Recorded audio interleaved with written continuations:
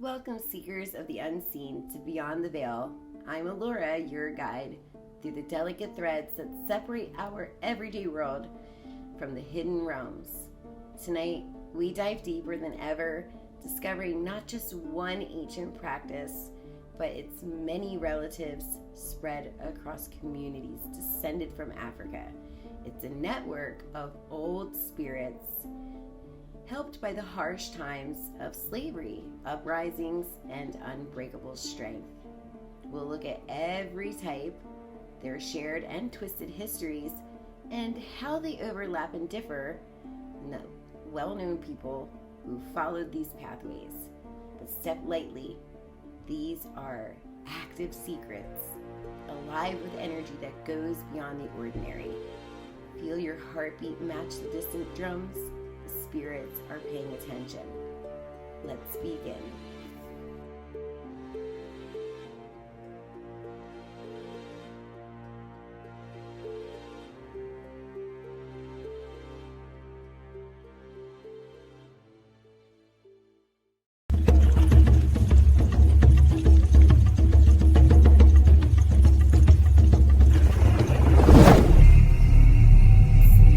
In the birthplace of mysteries and stretch out into the wild web of scattered peoples. Picture the wide hot lands of West Africa, where these sacred ways, grouped as religions from African-rooted communities, first started growing among various tribes. In old kingdoms like those in what's now Benin, Nigeria, and the Congo region, traditional beliefs honored forces that controlled nature. They also honored family elders who had passed on and destiny. These powers were called upon with dances, gifts, and group ceremonies, linking people to the higher world in a balanced flow of vital energy. But disaster struck from the 1500s to the 1800s with the massive forced movement of people across the ocean, slavery. Millions were ripped from home, suffering terrible journeys just to work on farms in the Americas. And they were banned from openly following their ways by rulers, especially from Spain, Portugal, France, and Britain. They had to hide their beliefs behind the images of Christian holy figures, creating mixed faiths that combined African views of everything being alive with spirit and connections to the other side on top of church teachings. These beliefs turned into ways to fight back. It was keeping their sense of self during mass cruelty and loss in places like Haiti, Cuba, Brazil, and more. They fueled rebellions, but they mended groups and they survived attacks, especially from American takeovers destroying their gathering places to today's religious groups calling them evil. But still, they grew strong, fitting into city life, moving to new countries and worldwide interests with millions following them now, which gave them this really tough reminder that family roots shouldn't fade. Where do these hidden powers thrive today? Well, we talked about the core in Haiti, Benin, and New Orleans, but it spreads further. It goes into Cuba, where Santeria rules, born from enslaved people from a specific African group on sugar farms, now followed by over 1 million in private homes and open celebrations. Brazil has Candomblé, a mix of African influences in special gathering spots in the north, plus a newer 1900s version called Umbanda, blending that with talks to spirits from a French thinker and local native ideas, popular in big cities with its native guides and wise old ancestral figures. Palo Mayombe, another from Congo roots, grows in Cuba and the Dominican Republic, focusing on containers for the spirits and dealing with those who have died in very special pots. The Dominican 21 divisions is like the Haitian one, with its mysteries served at home altars.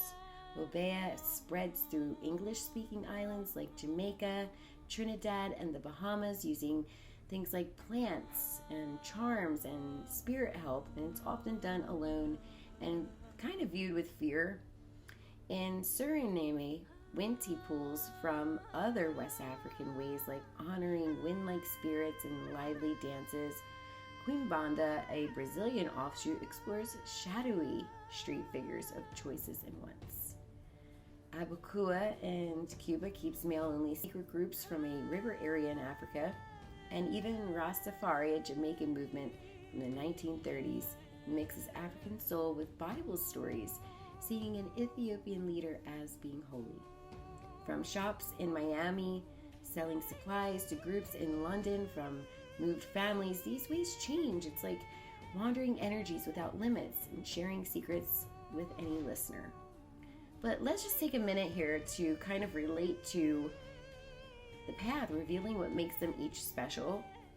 Haitian Voodoo, as we've covered, focuses on a high creator and the go-between spirits with takeovers of people's bodies and temples and drawn signs. Louisiana Voodoo, the New Orleans twist, adds protective bags and plant magic influenced by Native American and European folkways. West African stage tour in Benin and Togo with snake shrines and holy woods, less mixed with outside ideas. Santeria in Cuba honors figures like the Path Opener or the Love and Water One through starting ceremonies where followers get necklaces and personal guides and readings of the future with shells, which is really fun. Candomblé in Brazil, it revers similar beings, but they have a trickster, the Ocean Mother, and energy-packed spots with hand drums and shared meals after offerings, stressing group eats and moving in trance. Umbanda gentles it with sessions where they talk to spirits and they add church prayers and help other people. Palo Mayombe centers their belief on nature powers and the departed using branches and kettles for strong work, often thought tougher than Santeria actually.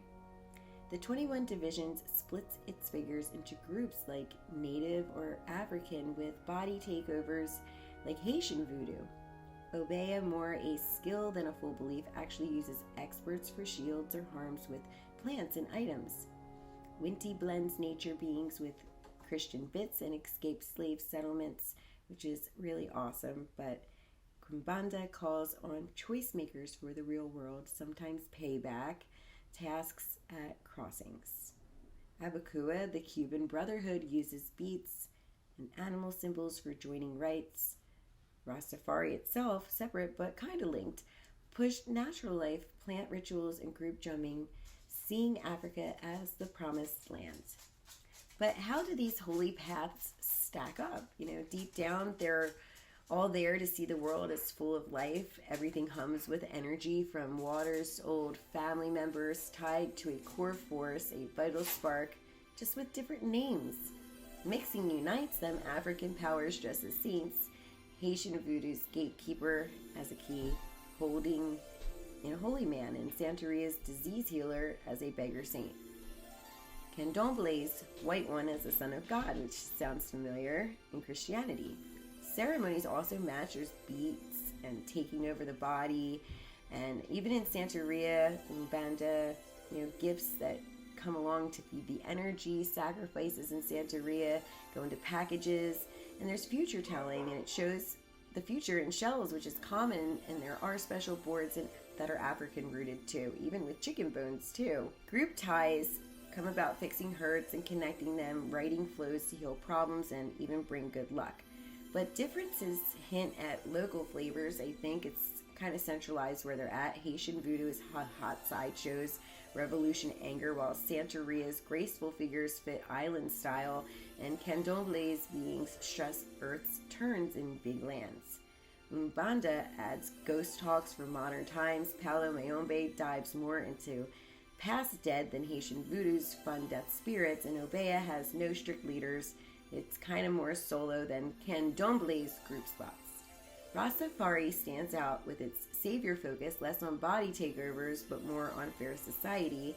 So basically, they're all limbs of one old trunk joined in fighting back. It's just in different style, and each of them reflecting survival, but just in new places, new lands, new homes.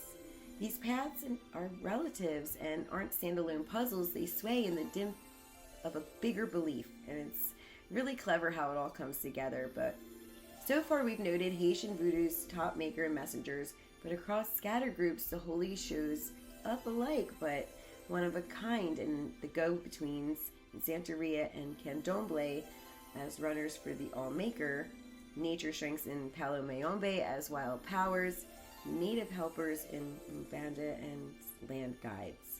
They're so very similar. They really are. Touches include secret society signs, ghost talking, and even some desert faith and Obeah variants.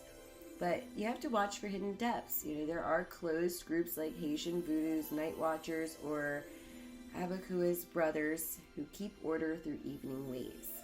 These are really deep flowing ideas where all energy, from moving leaves to family and even the deceased, echo together. But to understand them at a soul level, you would have to really go deep inside yourself to picture a universe where the seen and unseen twist together like snakes in forever motion. The world beats with power. It's big soul in Haitian Voodoo. There's a vital spark in Santeria, joining people to the holy. Top makers hand off to the middle ones, from African powers, family that's deceased, and natural pushes. But family stays near, leading through dreams, even if they're gone, passing on as a shift to a place like underwater homes in Haitian Voodoo or spiritual lands on the other side in African. Ceremonies break through the divide, making deals, give loyalty, get gifts. It's a view where all lives, even upset, can be fixed, even their bad luck, just by giving gifts to these energies. The body takeover and holy joining, and energies coming down to give advice. They mend to turn pain into strength, and it confirms where they're all linked, where choices can truly sway fate. But now we have to go deeper in looking into the secret methods across scattered groups, because these gatherings really do differ. Haitian Voodoo's trance takeovers with floor art. Then there's Santeria's parties with 3 drum sets. We have to look at Candomblé's song circles, which is beautiful. Palo Mayombe deals with the deceased ones, and they give gifts. Strong drink in Haitian Voodoo, fruits in Santeria, sugarcane liquor in Mbanda, life-giving honors in the wheel of existence, which we all do no matter our belief system, right? Even in Santeria, they give wonderful gifts, and they give them to the gatekeepers and the guards. Startings, the rebirth in Haitian Voodoo and seeding in Santeria, making it in Candomblé new, brings lives tied together with personal guides, and endings release souls. And they have bags for that in Louisiana Voodoo. It's really neat. They go in pouches where groups split. I can see so many different paths, especially in Santeria. And there are hidden words that tie or send away, but focus is steadiness. The group is to help, not to harm. Through anger, they can bring tempest. But it's true, that there are people that use this type of art, to curse people. I've seen it before. Another interesting fact is that there are famous people that have been drawn in. In Haitian's Voodoo hold, in 1800s, New Orleans leader was mixing brews and snake moves. A Haitian ruler was using it for control. There was a writer, getting into ceremonies, and a singer from Benin praising the sea and its ruler.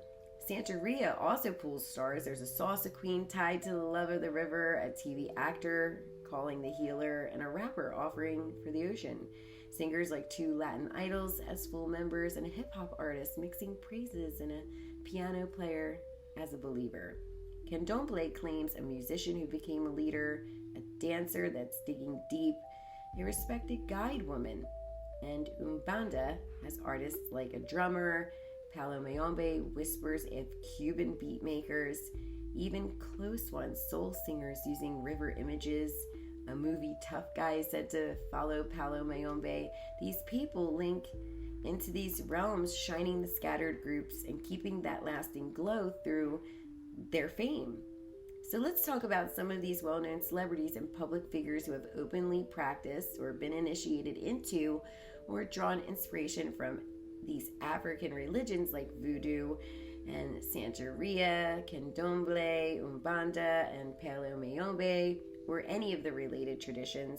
And I've included a little bit of some brief information about their connections based on what I found out in the public, music, or even reported practices. I think it's really interesting that we can note some are historical figures or artists who have incorporated these elements into their work, and practices can be private or rumored, but I focused on verified, widely acknowledged ones to bring it about.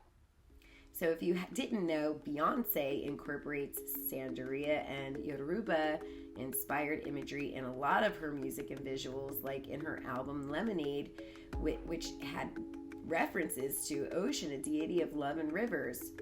Jay-Z has also referenced Shango, a warrior deity, as his patron in lyrics, showing ties that he has to Santeria or Yoruba traditions. Then Cardi B, who also practices a form of Santeria, Palo, or Voodoo with her roots in Dominican heritage. She has tattoos. She also speaks very openly about spiritual protections. This one might amaze you, but Usher's rumored to be connected to Shango in Santeria, and he's often seen wearing protective beads and items like spiritual pouches too. And then there's Jennifer Lopez, who is a known Santeria practitioner who consults with even spiritual advisors for life decisions. Now this one you can kind of tell on the surface, but Erykah Badu, she blends elements of Yoruba and Kemetic, ancient Egyptian influenced spirituality in her music and life, including a lot of references to deities like Oya and roles as a midwife, a doula aligned with these traditions. Princess Nokia, a rapper and self-identified Bruja witch, honors Santeria and her Yoruba Teano roots in songs like Brujas. Celia Cruz, the legendary Cuban salsa singer, was a Santeria devotee, dedicating songs to Orishas, the deities. And then there was Angelique Kidjo, who is a Beninese singer who honors Voodoo and Yoruba deities like Yamaya, the Sea Mother, in her music. Another one, it goes back kind of far, is Chaka Khan. She was associated with Shango or Yamaya and Santeria, embodying warrior energy in her persona and music. And then there's Jamon Hunusu, who practices voodoo in his Benin roots, including ceremonies and a documentary on the tradition itself. There are just so many of them I could probably list, but these ones are really amazing. I think also Azalea Banks, she openly practices Santeria, including rituals for Yamaya too. And Mark Anthony, who was associated with Jennifer Lopez, which is not surprising, was an initiated Santeria devotee. Ricky Martin also was into Santeria. Gilberto Gil, who was a Brazilian musician, he was involved, I think, with Candomblé, and even Danny Glover, he was in a lot of movies. He was into Santeria too. And then there was Sade, who was linked to Yamaya and Santeria traditions as well. So as the veil draws shut, recall these aren't old tales, but these are deep talks with the universe, made in bonds, remade in liberty. They beckon the wondering and the wandering and the bold, each a type of strand in our soul fabric. It really is.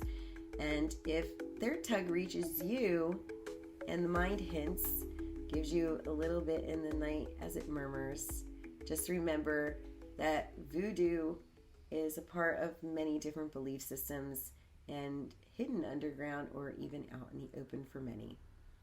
Now, different practices in voodoo, which I think are really interesting, are, some of the stereotypical things that people bring up when they talk about voodoo. Voodoo is a very powerful, strong form of magic. It is. And through my experience, I have seen people that have used voodoo dolls. I have seen people that have done divination with shells and chicken bones, blood.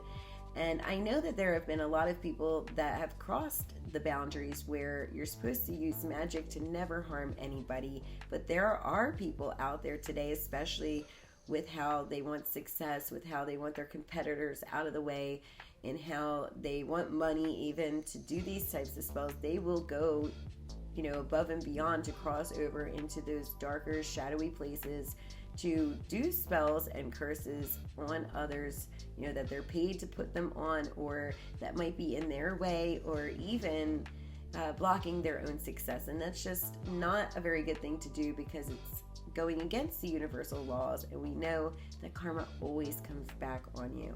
Now, once there was a little voodoo doll that I saw when I was a little girl, and I picked it up and I brought it back to my house. I just found it on the ground, and I thought it was kind of interesting, and it resembled a girl that I went to school with. And so I showed my parents. I said, oh my goodness, this looks like a girl in my class, kind of. And my father told me, get rid of it, don't touch it. And I remember just keeping it, just for the sake that it looked like her and I was going to show it to her in school. So I disobeyed, and I kept the doll, and I put it upstairs, and I had it by my nightstand. And I remembered that I had a little candle burning there, and there was like wax and stuff flickering all over it. And when I got up in the morning, it was like covered in like little patches of wax all over the body. And this is the truth, but I went to school the next day, and the girl that I was thinking of, she had marks all over her body, hives or something that, it was just too much, to be a coincidence. And so I had to ask spiritual guidance and ask the Lord in saying, why did this happen to her? I was only thinking about her, and then I went to sleep and the candle wax hit her. And he said, well, it's because you thought of her, you put that energy that was her into, the little figurine, even though it was probably not even made for her. It was just some random doll, little voodoo doll I found on the street. But he told me because it had that consciousness that I already looked at it as her, and then it had been harmed, that she ended up actually coming to school with blotches of rashes all over from that particular moment. I didn't even have to put the intention in there. That's how deep sometimes things go when you're thinking so strongly about someone or something. So I probably should have moved the doll and had it somewhere else more safe, and I felt so bad, and I just felt like it was all my fault, even though I know it wasn't. But you got to be careful with those types of things, because it's not even just about what you practice, or whether it's voodoo or just traditional magic or Santeria, or even just prayers about things. You're putting your intentions out there, you're putting thought and energy into something, and it has effect. It really does. So please, if you ever explore voodoo or other forms of magic, always follow the one universal law to never use it to harm anybody. And if you have tools, keep them away from harmful places for the sake of others and yourself. And I thank you so much for watching. So until we meet again, everybody, I hope the energies watch over you. I love you all so very much. Until next video.